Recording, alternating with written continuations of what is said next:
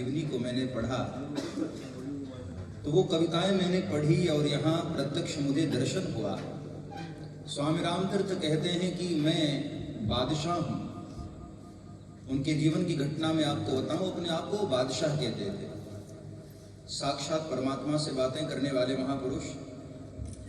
America गए वो प्रवचन के लिए, तो अमेरिका से लौटना था, तो जिस जहाज से वो आ रहे थे जिसमें उनकी टिकट हुई, तो किसी ने उनको कहा कि स्वामी जी आप बड़े किस्मत वाले हैं, अमेरिका का किंग राजा उसी जहाज में जा रहा है जिसमें आप जा रहे हैं। स्वामी रामतीर्थ ने कहा मेरी टिकट कैंसिल करवाओ। लोगों ने कहा क्यों? बोले एक जहाज में दो बादशाह नहीं जा सकते, एक ही जाएगा। अरे बोले आप कहाँ के बादशाह? अरे बोले मैं, मेरे से बड़ा बादशाह कौन है? वो एक देश का राजा है और मैं पूरे ब्रह्मांड का जो मालिक है उसका बेटा हूं, तो मैं तो कितना बड़ा बादशाह हूं। तो किसी ने उनसे कहा कि बादशाह के पास तो नौकर चाकर होते हैं, उनको स्नान भी नहीं करना पड़ता खुद से।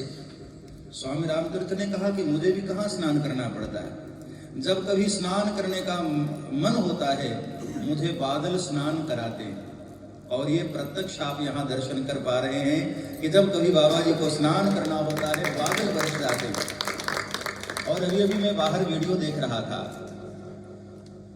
ठीक सारी यही पूरी कविताएं मेरे मन में घूम रही थी। स्वामी रामतीर्थ की कविता वो एक किसी महापुरुष के ऊपर लागू नहीं होती है, सभी महापुरुषों के ऊपर लागू होती है। वो किसी ने कहा कि बादशाहों के दरबार में तो मन बहलाने के लिए संगीत और ये गाने बजाने के लिए लोग होते हैं संगीतकार। तो उन्होंने कहा कि मेरे पास भी हैं। जब कभी मैं बोर हो जाता हूँ, मन नहीं लगता, संगीत सुनने का मन करता है, तो मुझे पंख